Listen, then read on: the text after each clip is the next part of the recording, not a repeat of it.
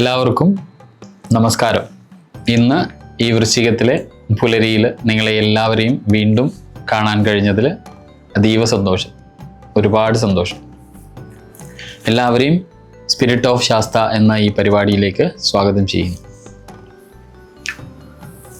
ഓം വന്ദേ ഗുരുപാദദ്വന്ദ്വം അവാങ് മാനസഗോചരം രക്തശുക്ലപ്രഭാമിശ്രം ഹതൈർക്യം ത്രൈപുരം മഹാ. ഓം ശ്രീ ഗുരുഭ്യോ നമഃ. ഹരി ഓം. സ്വാമിയെ ശരണമയ്യപ്പ. അപ്പോൾ ഇന്നലെ നമ്മൾ എത്തി നിൽക്കുന്നത്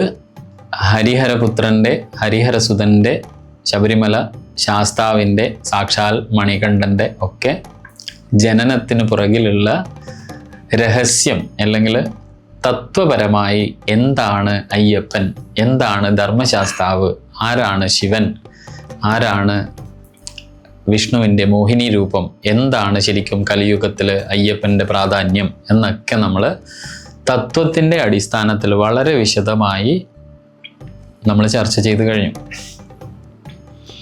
മനസ്സിൻ്റെ പരിണാമമാണ് ശരിക്കും സുഖങ്ങളിലും ദുഃഖങ്ങളിലും മനുഷ്യനെ ആനയിക്കുന്നത്. നമ്മുടെ ജീവിതം സുഖകരമാവണോ ദുഃഖകരമാവണോ എന്ന് തീരുമാനിക്കുന്നത് സാക്ഷാൽ നമ്മുടെ മനസ്സിൽ ഉളവാകുന്ന ചിന്തകളാണ്. ശരിക്കും ആ ചിന്തകളുടെ പുറകെ നമ്മുടെ ഇച്ഛാശക്തി സഞ്ചരിക്കുമ്പോഴാണ് നമ്മൾ ശരികളിൽ നിന്ന് ചില സമയത്ത് ശരികളിലേക്ക്, ചില സമയങ്ങളിൽ തെറ്റുകളിൽ നിന്ന് തെറ്റുകളിലേക്ക് നമ്മൾ യാത്ര തുടങ്ങും. അതെങ്ങനെയാണെന്ന് നമ്മൾ കഴിഞ്ഞ ക്ലാസ്സുകളിലൊക്കെ ചർച്ച ചെയ്തതാണ്. അതിനെ നമ്മൾ പുരാണങ്ങളിൽ ഋഷീശ്വരന്മാർ പേരിട്ട് വിളിച്ചത് സമുദ്രമന്ഥനം അല്ലെങ്കിൽ മഥനം. കാരണം അവിടെ അവർ പ്രതീകാത്മകമായി സമുദ്രത്തെ, ജീവിതത്തിൻ്റെ അനുനിമിഷമുള്ള അല്ലെങ്കിൽ നമ്മുടെ ജനനം മുതൽ മരണം വരെയുള്ള ആ കാലഘട്ടത്തെ, ആ സിറ്റുവേഷൻസിനെ, ആ അവസ്ഥകളെ, നിമിഷങ്ങളെ ഒക്കെ കോർത്തിണക്കി അവയുടെയൊക്കെ ആകത്തുകയെ അവർ ജീവിതം എന്ന് വിളിച്ചു. ആ ജീവിതത്തെ അവർ പ്രതീകവൽക്കരിച്ചത് സമുദ്രത്തോടാണ്. കാരണം സമുദ്രത്തിൽ ഈ പറയുന്ന പോലെ നല്ല ജീവികളും ക്ഷുദ്രജീവികളും, സമുദ്രം ശാന്തമായ അവസ്ഥയും പ്രക്ഷുബ്ധമായ അവസ്ഥയും, കോളിളക്കം അതിനെ സ്വാധീനിക്കുന്നു, കാറ്റുകൾ അതിനെ സ്വാധീനിക്കുന്നു, മഴ സമുദ്രത്തിൻ്റെ അവസ്ഥയെ സ്വാധീനിക്കുന്നു. ഇതുപോലെ ജീവിതത്തിൽ നമ്മൾക്ക് ഒരുപാട് വസ്തുതകൾ, ഘടകങ്ങൾ നമ്മുടെ ജീവിതത്തെ സ്വാധീനിക്കുന്നത് നമ്മളെല്ലാവരും അനുഭവിച്ചതാണ്. അതിനെ ചിത്രീകരണ രൂപത്തിൽ, രൂപകങ്ങളുടെ ഭാഷയിൽ അവതരിപ്പിക്കുകയാണ് അല്ലെങ്കിൽ അവതരിപ്പിക്കുകയായിരുന്നു നമ്മുടെ ഋഷീശ്വരന്മാർ ചെയ്തത്. പക്ഷെ നിർഭാഗ്യവശാൽ ഇതൊന്നും തത്വത്തെ വേർതിരിച്ചെടുക്കുവാനുള്ള ആ ഒരു പാഠ്യ സംവിധാനം അല്ലെങ്കിൽ പുരാണ വിഷയങ്ങളൊന്നും നമ്മൾക്ക് സ്കൂളുകളിലോ കോളേജുകളിലോ ഒന്നും പാഠ്യ വിഷയങ്ങളല്ലാത്തത് കൊണ്ട് നമ്മളൊരു പരിധി വരെ ഇതിൻ്റെ തത്വമൊന്നും മനസ്സിലാക്കാതെ കാലം കഴിച്ചു കൂട്ടി. എന്നാൽ ഈ പുരാണങ്ങളുടെയും ഇതിഹാസങ്ങളുടെയും ദർശന ഗ്രന്ഥങ്ങളുടെയും വേദങ്ങളുടെയും ഉപനിഷത്തുക്കളുടെയും ഒക്കെ അന്തസത്തയായ ഒരുപാട് ആചാര പദ്ധതികളിൽ നമ്മൾ ദൈനംദിനം ഭാഗഭാക്കാണ് താനും. കാരണം വേദങ്ങളുടെ അടിസ്ഥാനത്തിൽ ഉപനിഷത്തുകൾ വന്നു, വേദാന്തങ്ങൾ വന്നു. അതിൻ്റെ കാലഘട്ടത്തിനനുസരിച്ച് മനുഷ്യൻ്റെ പരിണാമം, മനുഷ്യൻ്റെ സാമൂഹിക തലത്തിലും ഭൗതികമായ തലത്തിലും ഒക്കെ സംഭവിച്ച സമയത്ത് ആഗമശാസ്ത്രങ്ങളിലൂടെ ക്ഷേത്രം എന്ന ഒരു സ്ഥിതിവിശേഷം വന്നു. അതിന് തന്ത്രമാണ് ഏറ്റവും ഫലവത്തായിട്ട് ഇതൊക്കെ എങ്ങനെയാണ് സമൂഹത്തിൽ പ്രാവർത്തികമാക്കേണ്ടത് എന്ന മാർഗനിർദ്ദേശം മാനവകുലത്തിന് അല്ലെങ്കിൽ മനുഷ്യരാശിക്ക് സംഭാവന ചെയ്തിട്ടുള്ളത്. അതിൻ്റെ അടിസ്ഥാനത്തിൽ നമ്മൾ എല്ലാവരും ക്ഷേത്ര ആചാരങ്ങളുടെ ഭാഗമാണ് നമ്മുടെ ദൈനംദിന ജീവിതം. ഈ ക്ഷേത്ര ആചാരത്തിൽ നമ്മൾ പാലിക്കേണ്ട ചിട്ടകൾ, നമ്മൾ മനസ്സിലാക്കേണ്ട തത്വങ്ങൾ, ഇതൊന്നും അറിയാതെയാണ് ബഹുഭൂരിപക്ഷം ജനതയും, ഭാരതത്തിലെ ബഹുഭൂരിപക്ഷം ജനതയും ഇന്നും ക്ഷേത്ര ദർശനം നടത്തുന്നത്. അതുകൊണ്ട് തന്നെ ഇവർക്കെല്ലാം ക്ഷേത്ര ദർശനത്തിൽ നിന്ന് എന്താണോ ലഭിക്കേണ്ടത് അത് ലഭിക്കുന്നില്ല. ഇങ്ങനെയുള്ള ആളുകളെയാണ് പൗരോഹിത്യ വർഗവും അതുപോലെ തന്നെ നമ്മുടെ ജ്യോതിശാസ്ത്രത്തിൽ പെടുന്ന ഒരു വിഭാഗവും. ജ്യോതിശാസ്ത്രം വളരെ വേദത്തിൻ്റെ അംഗം തന്നെയാണ് ശരിക്കും. പക്ഷെങ്കിൽ ഇന്നത് ധാരാളമായി ദുരുപയോഗം ചെയ്യുന്ന ഒരു അവസ്ഥാവിശേഷം നമ്മൾ കാണുന്നുണ്ട്. പിന്നെ സിദ്ധവൈദ്യത്തിൻ്റെ ഒക്കെ പേരിൽ നടത്തുന്ന ഒരുപാട് തട്ടിപ്പുകൾ. കഴിഞ്ഞ ദിവസം എൻ്റെ ബഹുമാന്യനായ ഗുരുനാഥനുമായിട്ട് ഞാൻ സംസാരിച്ചിരിക്കുമ്പോൾ കൗളമാർഗത്തിൽ മാർഗനിർദ്ദേശം തരുന്ന ഗുരുനാഥൻ അതീവ ഇഷ്ടമുള്ള ഒരു ഗുരുനാഥനാണ്.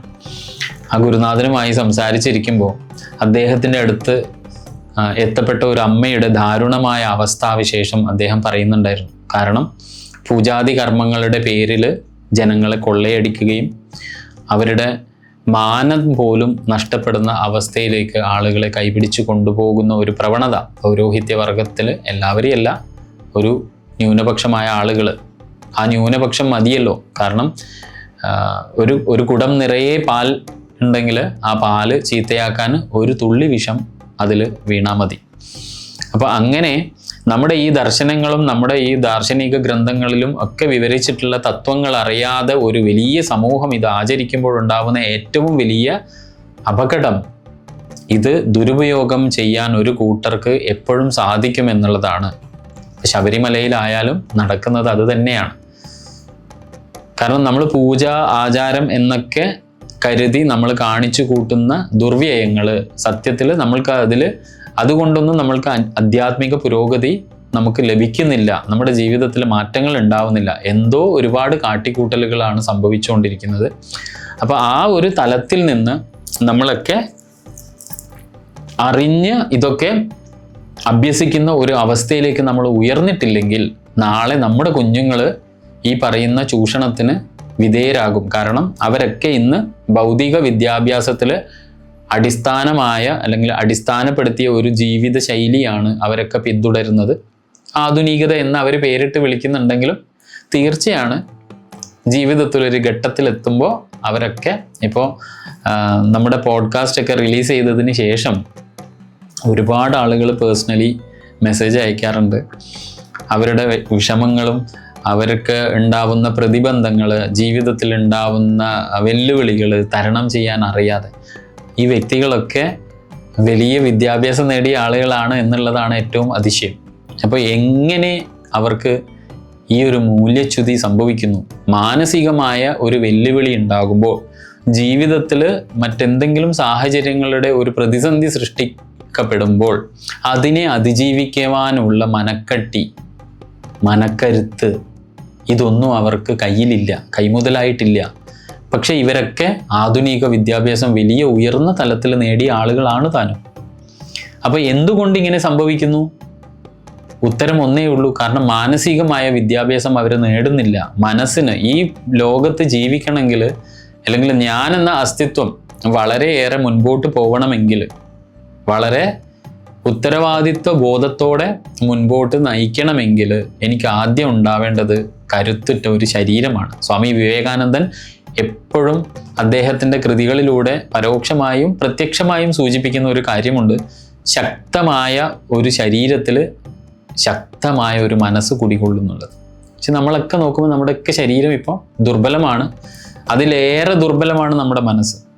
അപ്പോൾ ഇങ്ങനെയുള്ള ഒരു മനസ്സും വെച്ചിട്ട് നമ്മൾക്ക് ആധുനിക ലോകത്ത് നമ്മൾ സഞ്ചരിച്ചാൽ എന്താണ് ഉണ്ടാവുക എന്നുള്ളത് നമ്മൾക്ക് സമീപകാലത്ത് തന്നെയുള്ള ഓരോ നമ്മളെ പത്രങ്ങളിലും ന്യൂസ് ചാനലിലും ഒക്കെ കാണുന്ന ഓരോ കാര്യങ്ങൾ നിങ്ങൾ മുഖവിലക്കെടുത്താൽ മാത്രം മതി നമ്മുടെ കുഞ്ഞുങ്ങളുടെ അടുത്ത തലമുറയുടെ അവസ്ഥ എന്തായിരിക്കും എന്നുള്ളത്. എല്ലാ സമൃദ്ധി അവർക്ക് ഉണ്ടാവും, അഭ്യസ്ത വിദ്യരായിരിക്കും.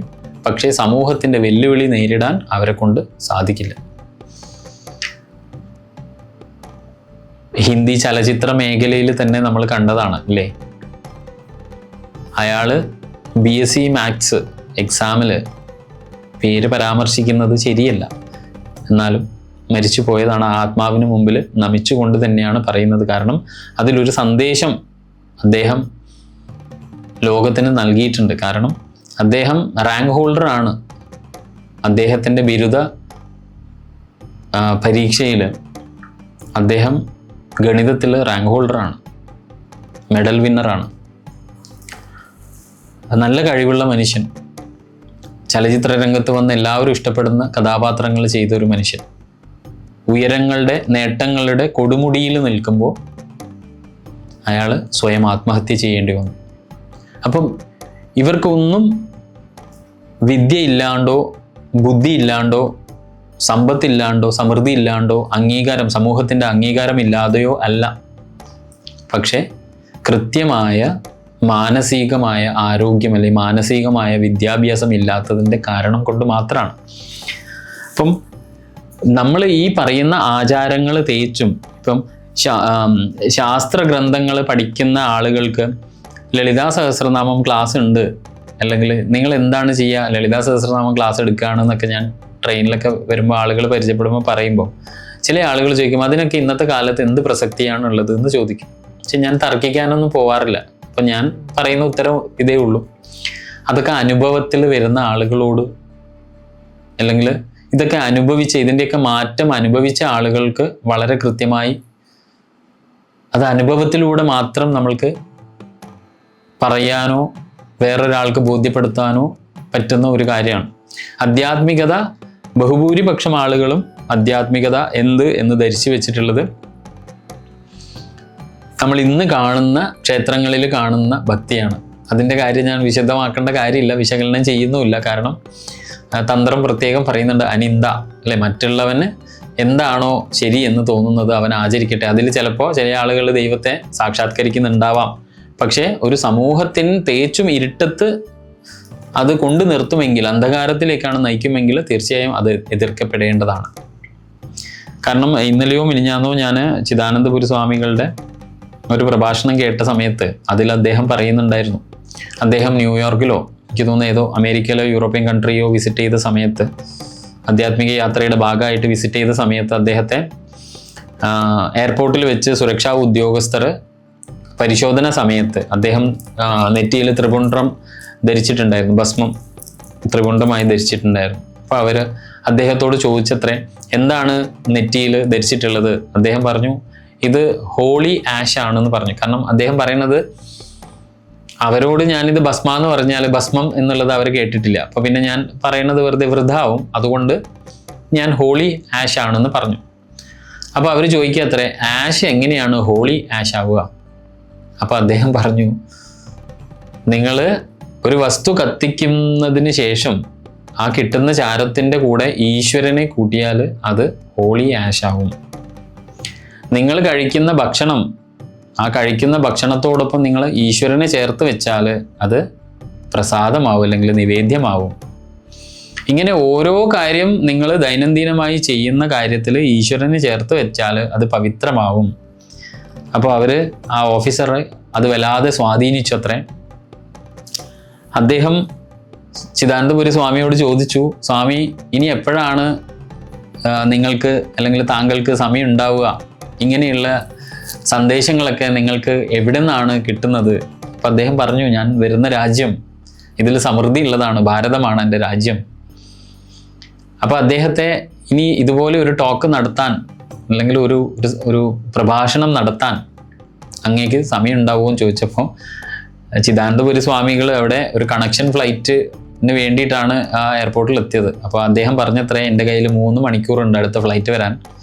അങ്ങനെ അവിടെ 14 ഓഫീസർമാരെ സംഘടിപ്പിച്ചിട്ട് അവർ ഒരു പ്രഭാഷണം എയർപോർട്ടിൽ വെച്ചിട്ട് നടത്തി സ്വാമി. അപ്പം പറഞ്ഞു വരുന്നത് വിദേശീയരും പാശ്ചാത്യരും ഈ ഭൗതികതയുടെയൊക്കെ അങ്ങേ അറ്റം വരെ സഞ്ചരിച്ച ആ ആളുകൾക്ക് ഇപ്പോൾ അവർ മനസ്സിലാക്കിയിരിക്കുന്നു, ഭൗതികത കൊണ്ട് നമ്മൾക്ക് ജീവിതത്തിൽ ആത്യന്തികമായ ശാന്തിയോ ആത്യന്തികമായ സുഖമോ ആത്യന്തികമായ സാക്ഷാത്കാരമോ സംതൃപ്തിയോ ലഭിക്കാനിടയില്ല. അതുകൊണ്ട് തന്നെ ആധ്യാത്മികമായ വിദ്യ നമ്മൾ അറിഞ്ഞിരിക്കേണ്ടത് ജീവിതത്തിൽ അത്യാവശ്യമാണ്. അപ്പം അപ്പം അതുകൊണ്ട് തന്നെയാണ് നമ്മുടെ ഈ പുരാണങ്ങളും അങ്ങനെയുള്ള എല്ലാ ആധ്യാത്മിക ഗ്രന്ഥങ്ങളും വേദങ്ങൾ തുടങ്ങി ഇങ്ങ് അറ്റം വരെയുള്ള ഒരു പടുവൃക്ഷമായിട്ടുള്ള അത്രയും ഗ്രന്ഥങ്ങൾ നമ്മൾക്ക് ഋഷീശ്വരന്മാർ സമ്മാനിച്ചിട്ടുണ്ട്. അപ്പം നമ്മളുടെയൊക്കെ കടമ ഇതൊക്കെ പരമാവധി അധ്യയനം ചെയ്ത് ഇന്ന് ഈ ലോകത്തിൽ നമ്മൾ അനുഭവിക്കുന്ന എല്ലാ പ്രശ്നങ്ങളിൽ നിന്നും നമ്മൾക്ക് സുഖസുന്ദരമായി എങ്ങനെ അതിനെ തരണം ചെയ്യും എന്ന് നമ്മൾക്ക് ആലോചിക്കാം. വളരെ എളുപ്പത്തിൽ ഇഷ്ടം പോലെ ടിപ്സ് നമ്മൾക്ക് അതിൽ തന്നിട്ടുണ്ട്. അപ്പോൾ കഴിഞ്ഞ ക്ലാസ്സിൽ നമ്മൾ ഹരിഹര പുത്രൻ്റെ ജനനം വരെ നമ്മൾ എന്താണ് ആ അവതാരത്തിൻ്റെ ഉദ്ദേശം, ആ ചൈതന്യം എന്താണ്, എന്തിനാണ് കലിയുഗത്തിൽ അങ്ങനെ ഒരു ചൈതന്യം സൃഷ്ടിക്കപ്പെട്ടത് എന്ന് നമ്മൾ മനസ്സിലാക്കി. കലിയുഗത്തിലല്ല സൃഷ്ടിക്കപ്പെട്ടത്, പക്ഷെ കലിയുഗത്തിൽ എന്തുകൊണ്ടാണ് അതിന് പ്രാധാന്യം ഇത്രയും വർദ്ധിക്കാൻ കാരണം. ഇനി അടുത്തത് തന്നെ ഇതേപോലെ നമ്മൾ വേറൊരു ചൈതന്യത്തെ കൂടെ പരിശോധിച്ച് നോക്കിയാൽ അത് ഈ ഒരു അവസരത്തിൽ അത് പറയാതെ പോകുന്നത് നീതിയല്ല എന്ന് തോന്നിയത് കൊണ്ടാണ്. ദുർഗ എന്ന ചൈതന്യം, മഹിഷനെ വധിക്കുന്ന ദുർഗ അല്ലേ? കാരണം മഹിഷിക്ക് പ്രതികാരം വരുന്നത് ആ ഒരു വധത്തെ തുടങ്ങിയിട്ടാണ്. ആ വധം നടത്തുന്നത് അല്ലെങ്കിൽ നിഗ്രഹം നടത്തുന്നത് സാക്ഷാൽ ദുർഗാ ചൈതന്യമാണ്. അപ്പോൾ എന്താണ് ശരിക്കും ദുർഗാ സ്വഭാവം അല്ലെങ്കിൽ ദുർഗാ ചൈതന്യം?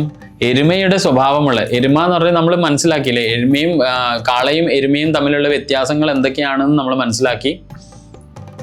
കാള മോഹൻജോദാരോ ഹരപ്പ സംസ്കാരങ്ങളിൽ ലഭ്യമായ തെളിവ്, കാരണം ആധുനിക സമൂഹത്തിന് എപ്പോഴും ശാസ്ത്രീയമായ തെളിവുകൾ ഉണ്ടെങ്കിലേ അവർ വിശ്വസിക്കുള്ളൂ. അപ്പം ലഭ്യമായ തെളിവിൽ മാനവരാശിയുടെ ഏറ്റവും പൗരാണികമായ സംസ്കാരമായി ലോകം കണ്ടെടുത്തതും ലോകം അംഗീകരിച്ചതും മോഹൻജോദാരോ ഹരപ്പയിൽ നടന്ന ഉത്ഖനനങ്ങളാണ്.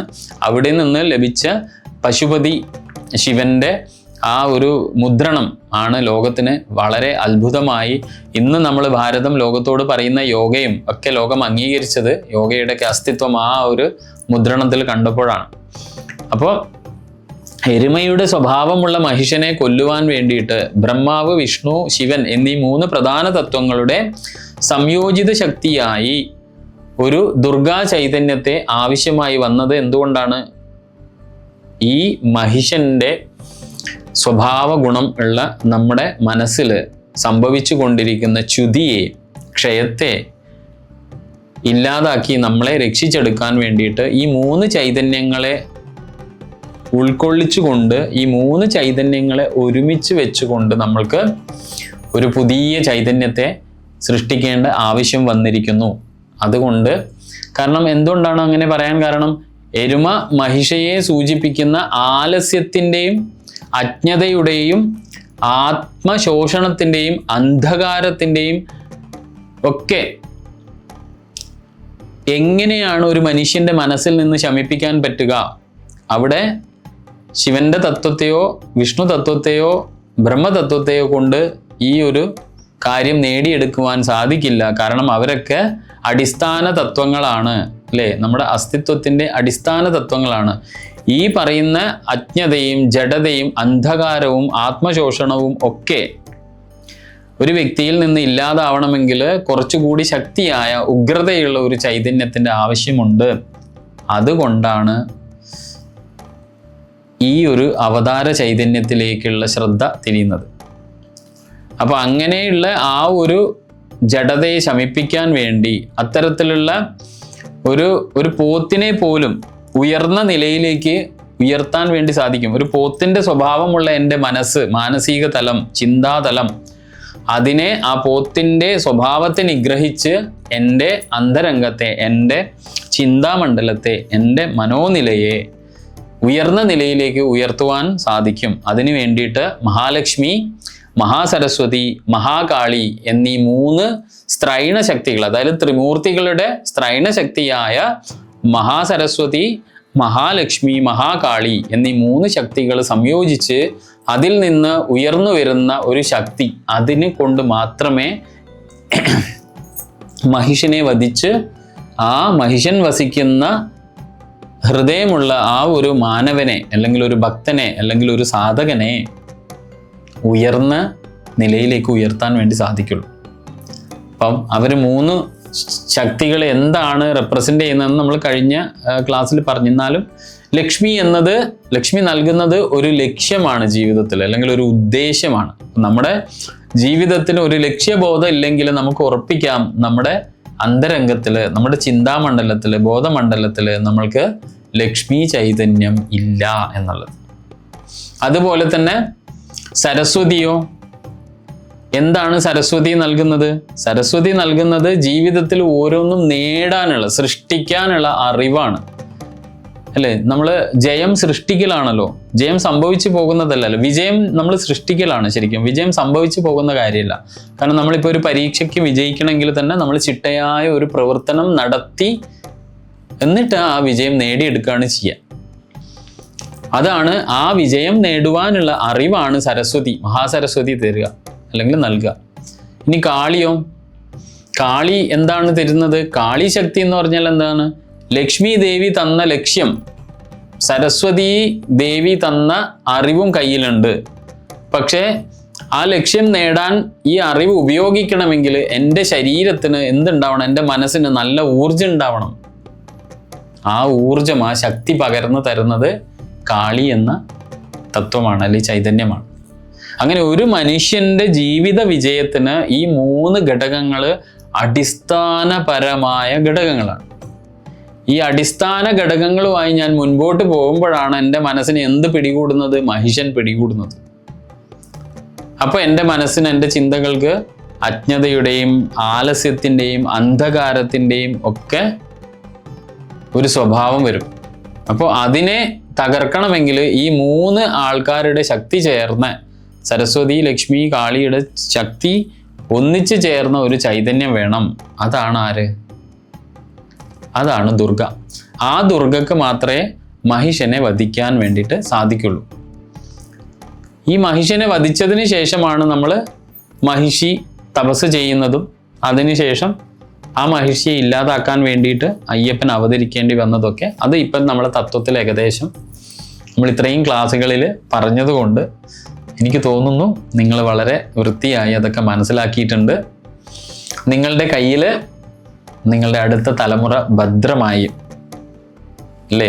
കാരണം നിങ്ങൾ ഈ തത്വങ്ങളൊക്കെ പഠിച്ച് നിങ്ങളുടെ അടുത്ത തലമുറയെ വളരെ വളരെ വളരെ ശ്രദ്ധയോടുകൂടി ഈ തത്വങ്ങളൊക്കെ പറഞ്ഞു കൊടുത്ത് അവരെ യഥാർത്ഥ വെളിച്ചത്തിലേക്ക്, യഥാർത്ഥ അറിവിലേക്ക് നിങ്ങൾ കൂട്ടിക്കൊണ്ടു പോകും എന്നുള്ള കാര്യത്തിൽ യാതൊരു സംശയം എനിക്കില്ല, നിങ്ങൾക്കുണ്ടായാലും. ഇനി നമ്മൾ ശബരിമലയുടെ കാര്യം കുറച്ചുകൂടെ അടുത്ത്, അല്ലേ? നമ്മളിപ്പോൾ മലയ്ക്ക് അടുത്ത് കൊണ്ടുവരികയാണ്. തത്വം നമ്മൾ പഠിച്ചു. ഇനി നമ്മൾ ഏകദേശം അവിടെയുള്ള ആചരണങ്ങൾ ഒക്കെ നമ്മളൊന്ന് നോക്കാൻ പോവുകയാണ്. അപ്പോൾ കുറച്ചുകൂടെ അയ്യൻ്റെ അടുത്തേക്ക് നമ്മൾ എത്തുകയാണ്. ദൂരെ നിന്ന് നമ്മൾ പുരാണ തലമൊക്കെ വീക്ഷിച്ചു. പിന്നെ ആ പോകുന്ന വഴിയിലുള്ള ചരിത്രമൊക്കെ നമ്മൾ നോക്കി, അല്ലേ? ഒരുപാട് ചരിത്രങ്ങൾ നമ്മൾ പറഞ്ഞു. ഇനിയുണ്ട് ചരിത്രം പറയാൻ. ഞാനതാ പറഞ്ഞ, എനിക്ക് ഈ 41 ദിവസം മതിയാവില്ല എന്നാണ് തോന്നുന്നത്. കാരണം അത്രയും പറയാനുണ്ട്. വായിച്ചു നോക്കുമ്പോൾ ഓരോ ദിവസവും അയ്യനെ കുറിച്ച് ഒരുപാട് കാര്യങ്ങൾ അറിയാൻ പറ്റി. സത്യം പറഞ്ഞാൽ നിങ്ങൾക്ക് ക്ലാസ് എടുക്കുന്നതേ ഉള്ളൂ. ഞാൻ ശരിക്കും പഠിച്ചുകൊണ്ടിരിക്കുകയാണ്. ഇനിയും അറിയാൻ എത്രയോ ഉണ്ട്.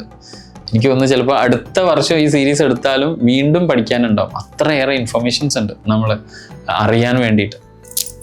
അപ്പോൾ ശബരിമലയിലെ തത്വം, ഇന്ന് നമ്മൾ ശബരിമല ആചാരങ്ങളിൽ ഇന്ന് നമ്മൾ കാണുന്ന ശബരിമല ആചാരങ്ങളായും അനുഷ്ഠാനങ്ങളായും പ്രതിഷ്ഠയായും അവിടെയുള്ള രീതികളും ഒക്കെ നോക്കിയാൽ നമ്മൾ മനസ്സിലാക്കേണ്ട ഒരു പ്രധാനപ്പെട്ട കാര്യമുണ്ട്. എന്ത് ആചാരങ്ങളും എന്ത് അനുഷ്ഠാനങ്ങളും ഉണ്ടാവുന്നത് ശാസ്ത്രഗ്രന്ഥങ്ങളുടെ അടിസ്ഥാനത്തിലാണ്. അനുഷ്ഠാനങ്ങൾ പൂർണ്ണമായും ശാസ്ത്രീയമായ ഗ്രന്ഥങ്ങളുടെ അടിസ്ഥാനത്തിലാണ് ഉണ്ടാവേണ്ടത്. ആചാരങ്ങൾ അങ്ങനെയല്ല, ദേശകാലങ്ങൾക്കനുസരിച്ച് മാറ്റങ്ങൾ സംഭവിക്കും. പക്ഷെ അനുഷ്ഠാനങ്ങൾ ശാസ്ത്രീയമായ അടിത്തറ, നിർബന്ധം, പ്രമാണങ്ങളൊക്കെ ഉണ്ടാവും. അപ്പൊ ശബരിമലയിൽ ഇന്നിപ്പോൾ നമ്മൾ നിലവിൽ അനുഭവിക്കുന്ന കാര്യങ്ങൾ എങ്ങനെയുണ്ടായി എന്നുള്ളത് നമുക്കൊന്ന് പരിശോധിക്കാം. കാരണം നമ്മൾ പറഞ്ഞു കഴിഞ്ഞ ക്ലാസ്സിലൊക്കെ, ശബരിമല എന്നുള്ളത് ഒരു പരിണാമ പ്രക്രിയയാണ്. കാരണം വിവിധ കാലഘട്ടങ്ങളിൽ വിവിധ ആരാധനാ സമ്പ്രദായങ്ങളിലൂടെ കടന്നു വന്ന ഒരു ക്ഷേത്രം എന്ന് നമ്മൾ പറയുമെങ്കിലും അത് തുടങ്ങിയത് ഒരു കാവ് അല്ലെ, അതൊരു കൗള സമ്പ്രദായത്തിലെ ആരാധനാ രീതിയായിരുന്നു. ശബരിമലയിലെ ഏറ്റവും പുരാതനമായി ഇന്ന് നമ്മൾക്ക് കണ്ടെത്താൻ സാധിച്ച ഒരു അറിവ് അല്ലെങ്കിൽ ഒരു വിവരം. അപ്പം കൗള മാർഗത്തിൽ തുടങ്ങി ഇന്ന് നമ്മൾ എത്തി നിൽക്കുന്നത് ദക്ഷിണാചാര സമ്പ്രദായത്തിലും ഒരു പരിധി വരെ വാമാചാര സമ്പ്രദായത്തിലെ പൂജകളും അവിടെ ഇന്ന് നടക്കുന്നുണ്ട്. അപ്പോൾ അതെങ്ങനെയുണ്ടായി? ഇന്ന് കാണുന്ന ഈ പറയുന്ന താഴ്മൺ കുടുംബം അത് ഏറ്റെടുത്തതിന് ശേഷമാണ് സാത്വികമായ കർമ്മങ്ങളുടെ ഒരു ആധിക്യം അവിടെ വരാൻ തുടങ്ങിയത്. അപ്പോൾ ഇതൊക്കെ എന്തിൻ്റെ അടിസ്ഥാനത്തിലാണ്? ഇന്ന് നമ്മൾ കാണുന്ന അനുഷ്ഠാനങ്ങളൊക്കെ എന്തിൻ്റെ അടിസ്ഥാനത്തിലാണെന്ന് ചോദിച്ചാൽ അത് പ്രധാനമായും 4 ടെക്സ്റ്റിനെ ബേസ് ചെയ്തിട്ടാണ്. 4 ടെക്സ്റ്റാണ് ശരിക്കും നമ്മൾക്ക് ശബരിമല ആചാരം പഠിക്കണോ, നമ്മൾ ഈ 4 ടെക്സ്റ്റ് കൃത്യമായിട്ട് നോക്കിയാൽ മതി. അതിൽ ഒന്നാമത്തെ ടെക്സ്റ്റാണ് അയ്യപ്പഗീത. രണ്ടാമത്തെ ടെക്സ്റ്റ് ശ്രീ ഭൂതനാഥ സർവസ്വം. മൂന്നാമത്തെ ടെക്സ്റ്റ് ശ്രീ മഹാശാസ്ത്ര പൂജാകൽപ്പം. നാലാമത്തെ ടെക്സ്റ്റ് ശ്രീ ഭൂതനാഥ ഉപാഖ്യാനം.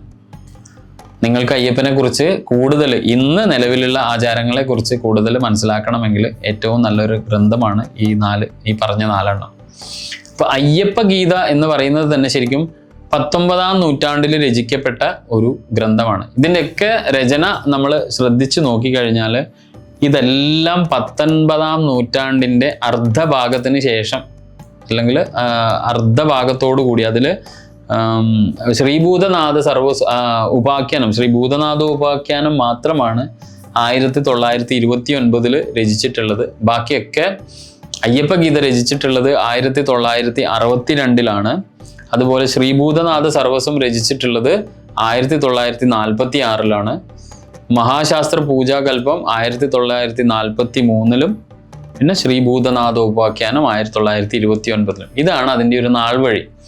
അപ്പോൾ ഈ 4 പ്രധാനമായ ടെക്സ്റ്റാണ് ഇന്ന് നിലവിലുള്ള ആചാരങ്ങളെക്കുറിച്ച് അല്ലെങ്കിൽ ആചാരങ്ങളുടെ അടിസ്ഥാനം. എന്താണ് അയ്യപ്പഗീത? അയ്യപ്പഗീത എന്ന് പറഞ്ഞാൽ ശരിക്കും ജ്ഞാനാനന്ദ ആശ്രമം എന്ന് പറഞ്ഞ് ഉത്തരേന്ത്യയിൽ കേരളത്തിലെ സന്യാസിമാരെ അധിവസിക്കുന്ന അല്ലെങ്കിൽ അവിടെ ഏറ്റവും എണ്ണത്തിൽ കൂടുതൽ വസിക്കുന്ന ആശ്രമം ജ്ഞാനാനന്ദ ആശ്രമം. അവിടെ അച്യുതാനന്ദജി മഹാരാജ് എഴുതി ജ്ഞാനാനന്ദ സരസ്വതി വ്യാഖ്യാനം നിർവഹിച്ച് ഇത് ജ്ഞാനാനന്ദ ആശ്രമമാണ് ഇത് പ്രകാശനം ചെയ്തിട്ടുള്ളത്. ഈ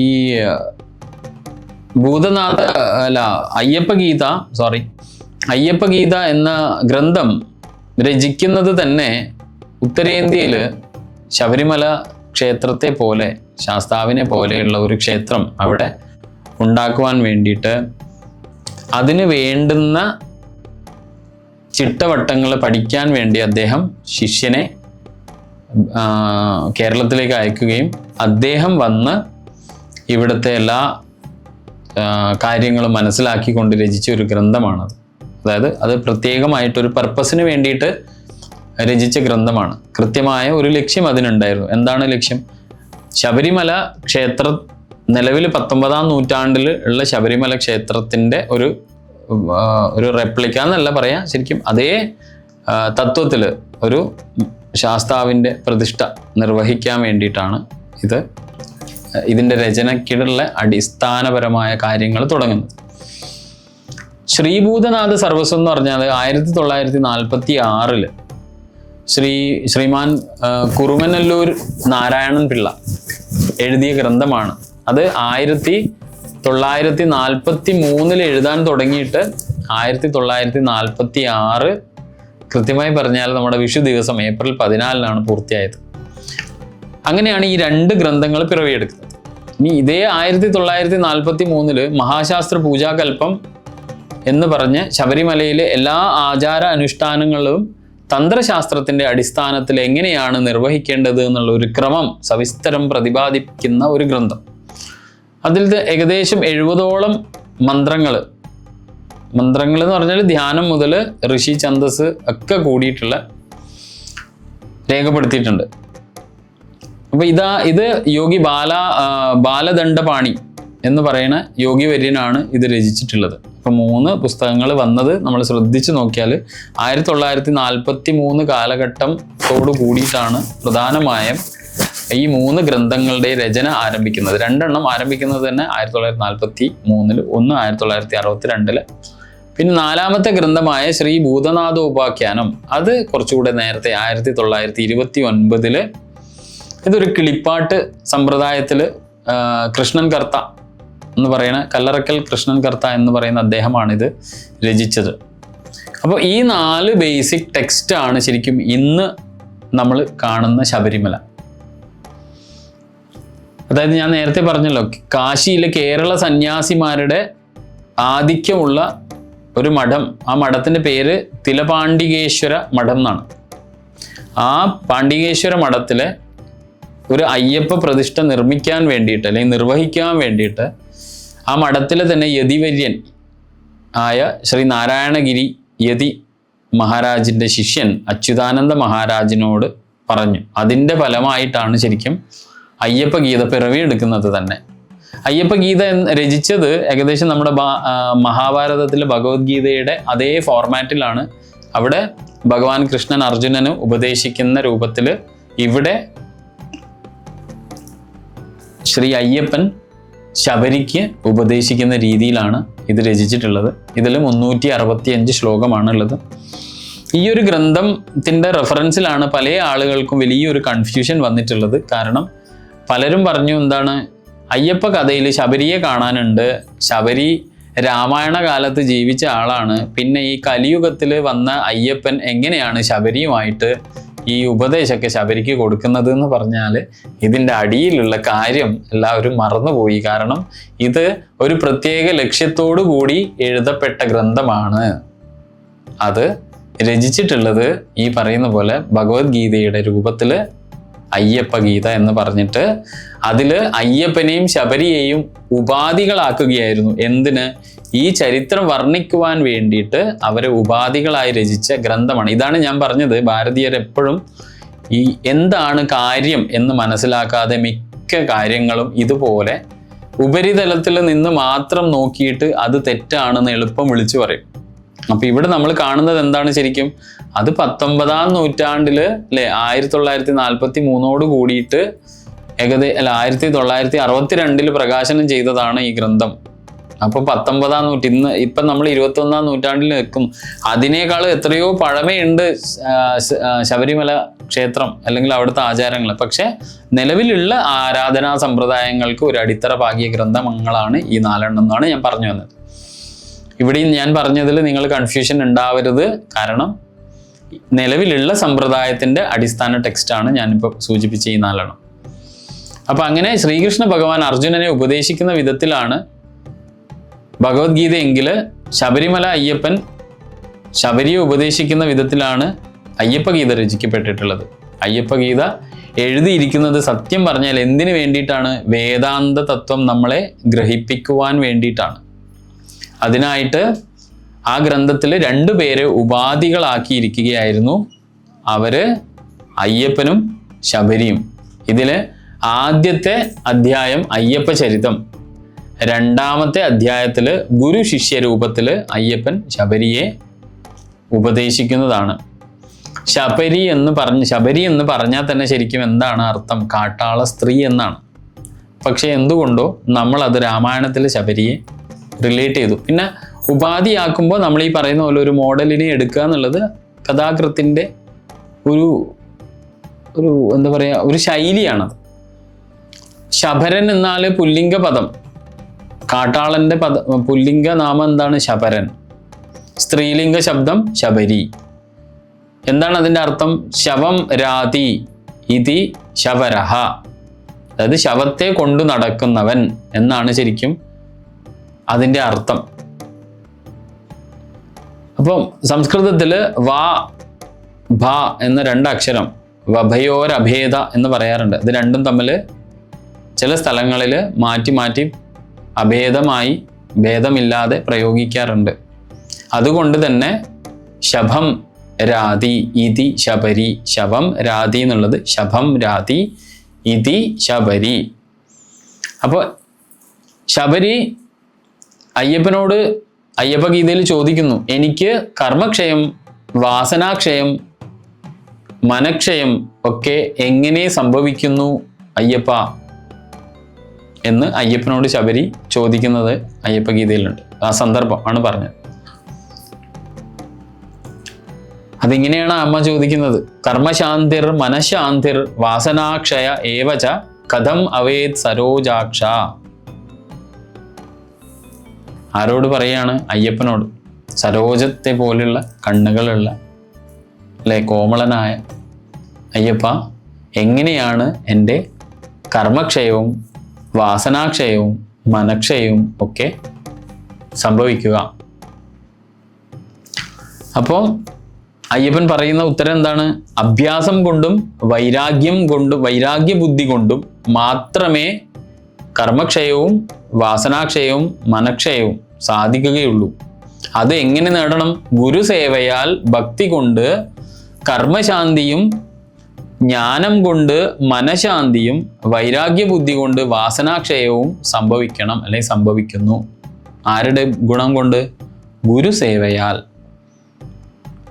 അപ്പൊ ഈ ഉപനിഷത്ത് തത്വ വിചാരം കൊണ്ട് ഇത് സാധിക്കും. ഇത് കൂടാതെ ഉപനിഷത്ത് തത്വങ്ങളുടെ മനനം കൊണ്ടും ഇത് സാധിക്കും.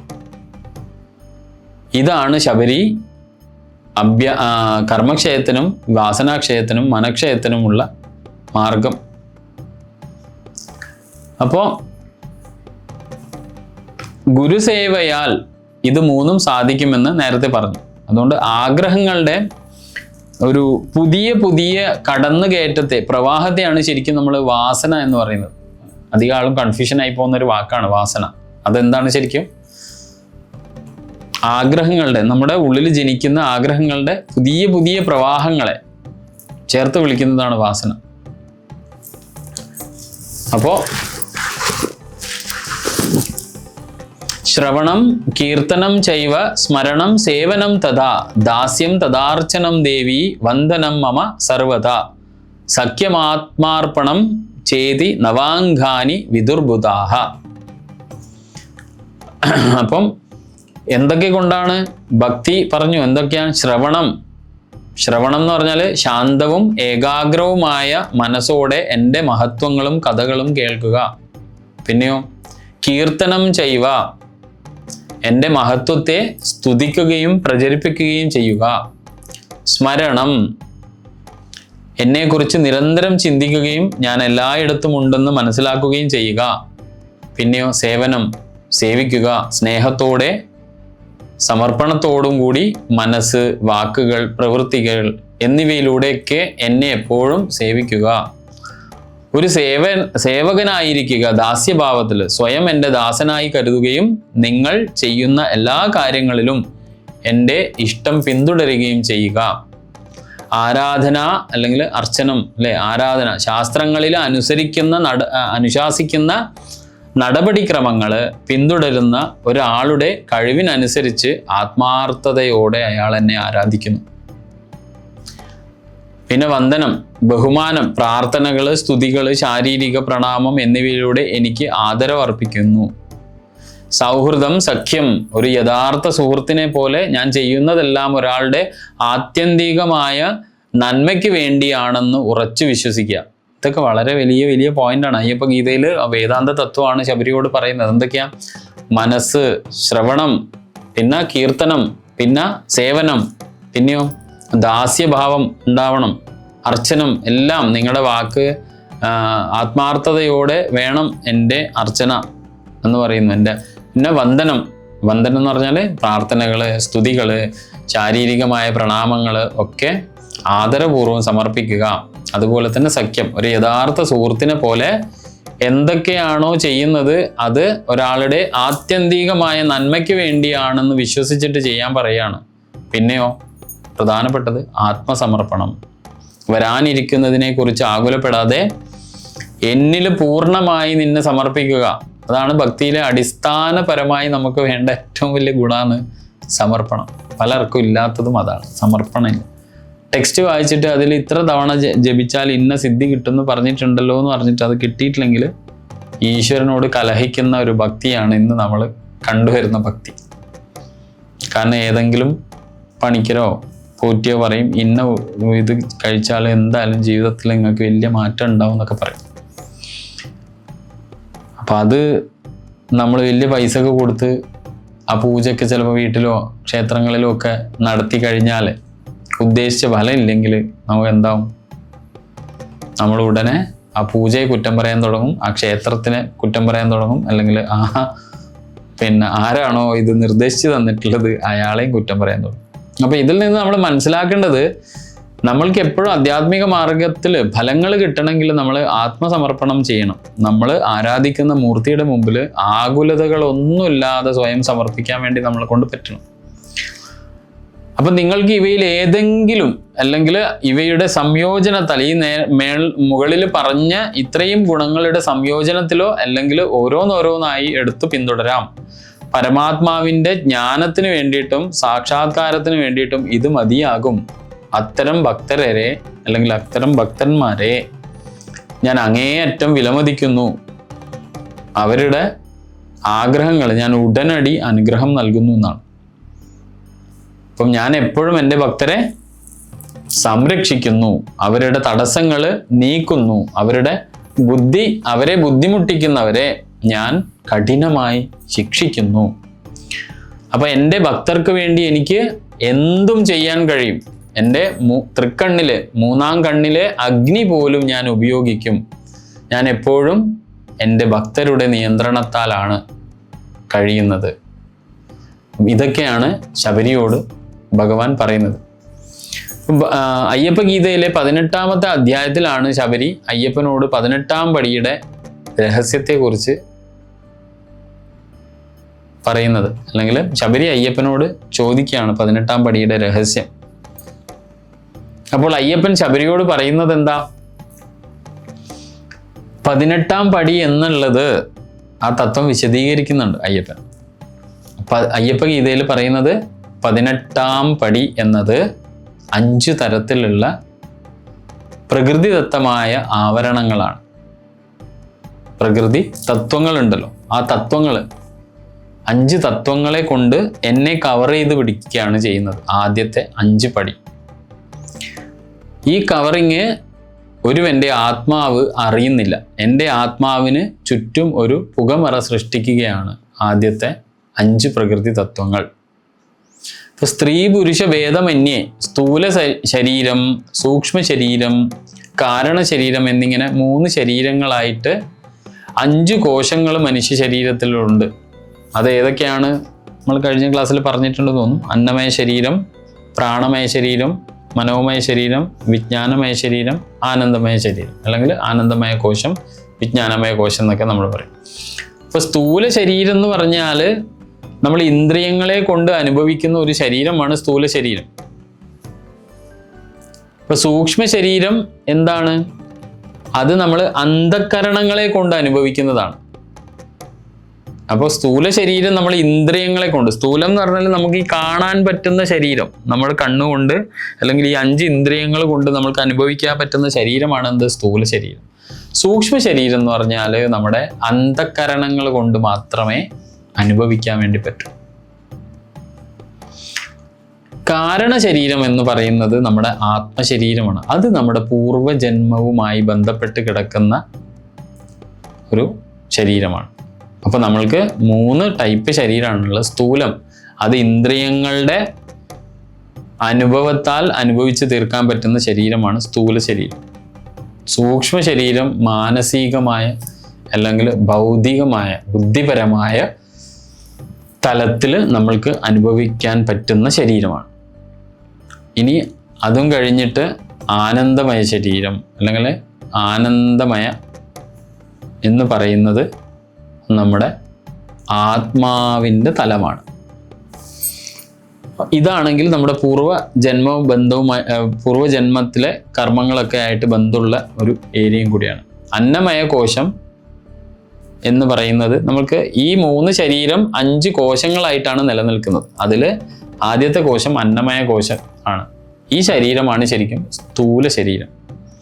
അതായത് അന്നം കൊണ്ട് അല്ലെ, ഭൂമിയിലുള്ള അന്നം കൊണ്ട് ഞാൻ പോഷിപ്പിക്കുന്ന ശരീരമാണ് ശരിക്കും അന്നമയ ശരീരം. പ്രാണമയ ശരീരം അല്ലെങ്കിൽ പ്രാണമയ കോശം എന്ന് പറയുന്നത് മനോമയ കോശവും വിജ്ഞാനമയ കോശവും, ഈ 3 കോശം പ്രാണമയം, മനോമയം, വിജ്ഞാനമയം, ഈ 3 കോശങ്ങളും ചേർന്നതിനെ നമ്മൾ സൂക്ഷ്മ ശരീരം എന്ന് വിളിക്കും. അത് അന്ധക്കരണ വൃത്തി ആയിരിക്കുന്ന സൂക്ഷ്മ ശരീരം. ഇത് 3ഉം കൂടെ ചേരുന്ന അന്ധക്കരണ വൃത്തിയായിരിക്കുന്ന സൂക്ഷ്മ ശരീരത്തെയാണ് നമ്മൾ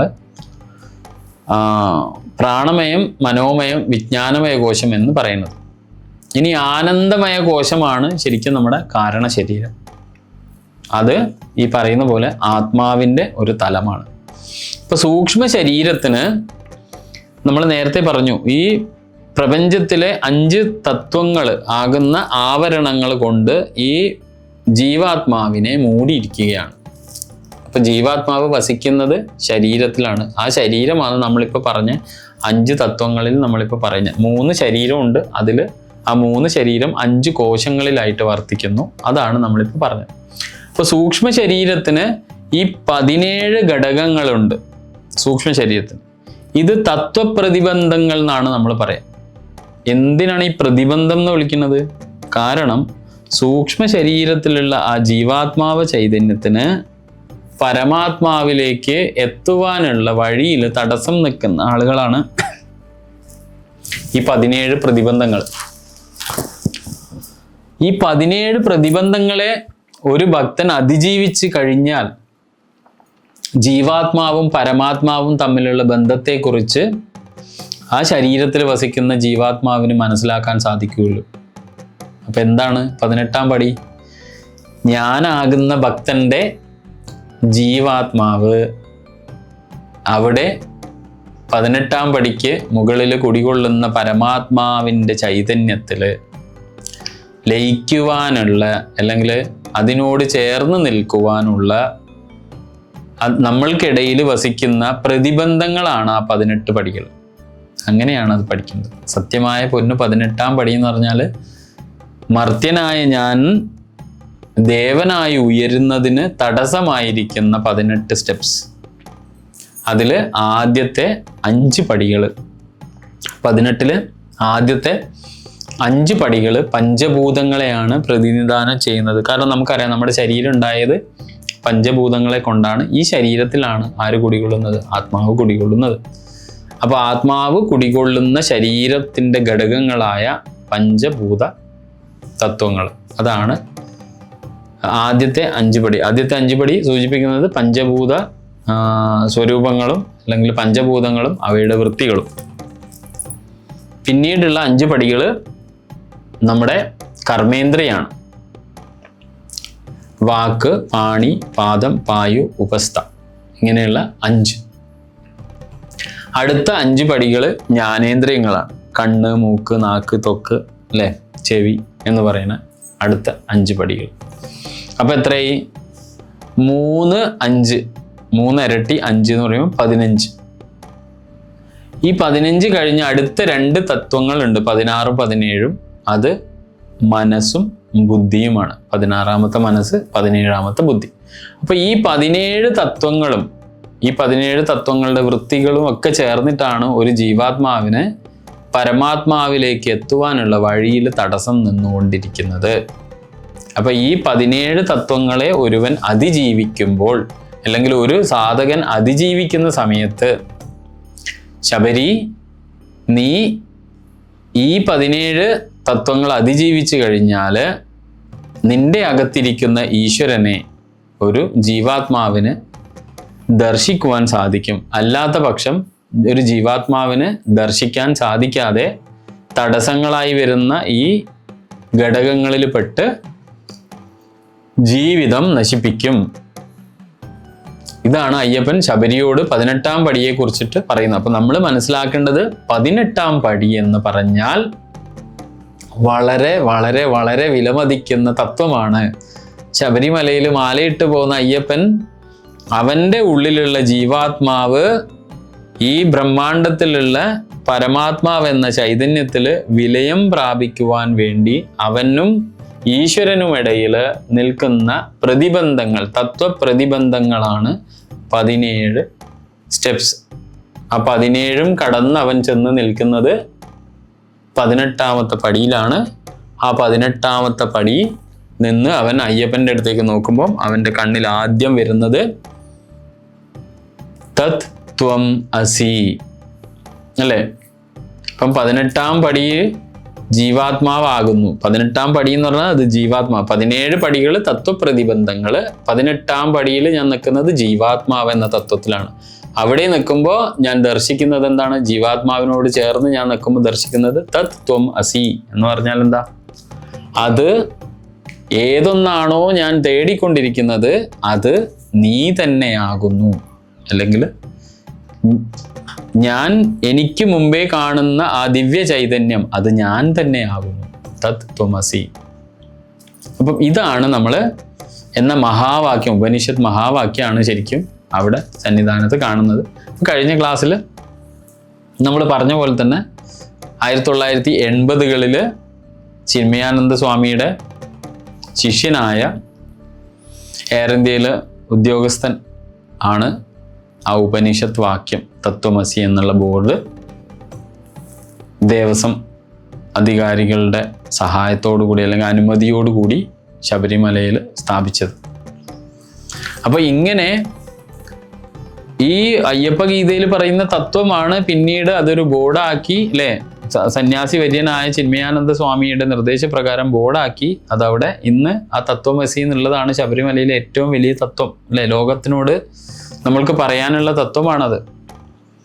അപ്പോൾ ഇങ്ങനെ ഓരോ കാര്യവും നടക്കുന്നത് നമ്മൾ പഠിച്ച് നമ്മൾ മുൻപോട്ട് പോകുന്ന സമയത്താണ് നമ്മൾക്ക് മനസ്സിലാവുന്നത് അയ്യപ്പൻ എന്ന് പറഞ്ഞാൽ നമ്മൾ മനസ്സിലാക്കിയ അയ്യപ്പനല്ല, ശബരിമല തീർത്ഥാടനം എന്ന് പറഞ്ഞാൽ നമ്മൾ മനസ്സിലാക്കിയ തീർത്ഥാടനമല്ല, ഇതിലൊക്കെ അപ്പുറത്ത് എന്തൊക്കെയോ നമ്മൾ അറിയാൻ വേണ്ടി ബാക്കിയിരിക്കുകയാണ് എന്ന് നമുക്ക് മനസ്സിലാക്കാൻ വേണ്ടി സാധിക്കും.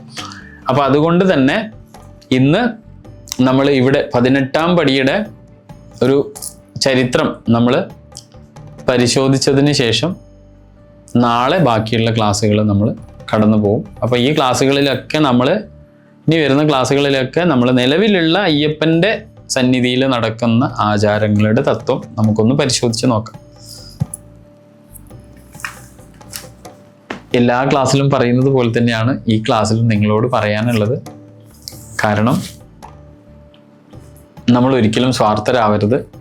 ഈ സീരീസിൽ നിങ്ങൾക്ക് ലഭിക്കുന്ന അറിവുകൾ പുതിയതാണ്, ഇതുവരെ ഞാൻ അറിഞ്ഞിട്ടില്ല എന്നൊക്കെ ഉണ്ടെങ്കിൽ ദയവ് ചെയ്ത് അത് പരമാവധി ആളുകളിലേക്ക് നമ്മൾ പരസ്യപ്പെടുത്തുക അല്ലെങ്കിൽ എത്തിക്കുക. കാരണം ഇത് നമ്മുടെ ഒരു ജീവിത ലക്ഷ്യമായിരിക്കാം. അല്ലെങ്കിൽ നിങ്ങളും ഞാനും ഇങ്ങനെ ഈ ഒരു ക്ലാസ്സിൽ ഇതുപോലെ കണ്ട് നേരിട്ട് സംവദിക്കാനുള്ള യാതൊരു സാധ്യതയും കാണുന്നില്ല. അപ്പോൾ അങ്ങനെ സംഭവിച്ചിട്ടുണ്ടെങ്കിൽ അത് അയ്യൻ നമ്മളെ സെലക്ട് ചെയ്തത് കൊണ്ടാണ്.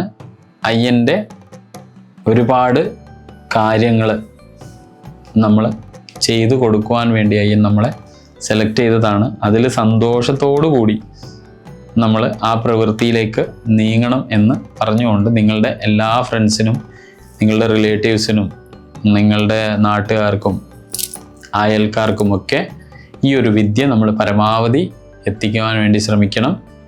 അങ്ങനെ എത്തിക്കുന്ന പക്ഷം മാത്രമേ അടുത്ത തലമുറയും ഇനി ഇവിടുന്ന് അങ്ങോട്ട് അയ്യപ്പമലയെ സമീപിക്കുന്ന ഏതൊരു വിശ്വാസിക്കും യഥാർത്ഥ വിശ്വാസം എത്ര പവിത്രമാണ്, എത്രത്തോളം ശാസ്ത്രം ഇതിൽ അടങ്ങിയിട്ടുണ്ട് എന്നുള്ളതിലേക്കുള്ള ഒരു എത്തിനോട്ടം ഞങ്ങളാൽ കഴിയുന്നത് മാത്രമാണ് ഞങ്ങളിവിടെ ഉദ്ദേശിച്ചത്. ഇനിയും ഈ ഒരു പരമ്പര ഒരുപാട് വർഷങ്ങൾ ഇതുപോലെ തന്നെ ഉണ്ടാവട്ടെ എന്ന് മനസ്സുകൊണ്ട് അയ്യപ്പനോട് പ്രാർത്ഥിക്കുന്നു. നിങ്ങളോടുള്ള അപേക്ഷയും നിങ്ങളുടെ മുമ്പിൽ വയ്ക്കുകയാണ്. അയ്യപ്പന് വേണ്ടിയിട്ടുള്ളൊരു കാണിക്ക എന്ന പോലെ പരമാവധി ഇതിൻ്റെ വിജയത്തിന് വേണ്ടി നിങ്ങൾ പ്രവർത്തിക്കുക.